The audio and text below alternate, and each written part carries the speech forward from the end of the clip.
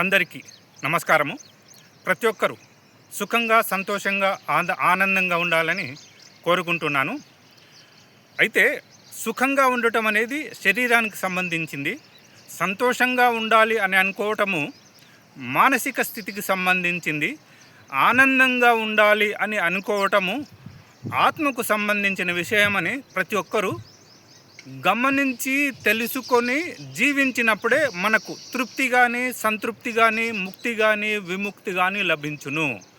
మనకు ఎప్పుడైతే సంతృప్తి దొరకాలని ఆలోచిస్తామో అప్పుడు మనము ధర్మబద్ధంగా జీవించాలి అనే ఆలోచనను కూడా మన మనస్సుకు మనం ఇవ్వాలి.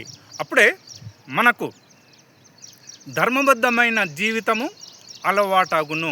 ధర్మబద్ధమైన జీవితం అలవాటు కావాలంటే మనము తప్పనిసరిగా సాధనను ఆ విధంగా ఉపయోగించుకొని మనము ముందుకెళ్ళాలి. ఈ ధర్మబద్ధమైన జీవితము మనము అలవాటు చేసుకోవాలంటే తప్పనిసరిగా మనకు 4 రకాల ముడి సరుకు అవసరము. 4 రకాల ముడి సరుకు ఏంటి అవి? 1, సత్యమునే మన మనస్సుకు అందించాలి.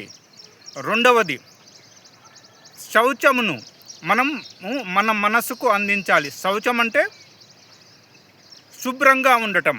మానసికంగా, శారీరకంగా మనము శుభ్రంగా ఉన్నప్పుడే మనము ధర్మబద్ధంగా ఉండగలము.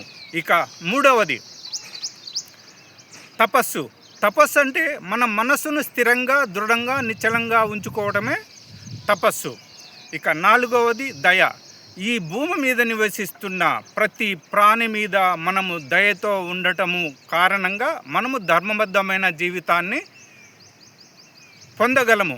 కావున ప్రతి ఒక్కరూ ఈ 4 రకాలైన మానసిక స్థితితో మనము జీవించాలని మనస్ఫూర్తిగా నేను కోరుకుంటూ ముగిస్తున్నాను.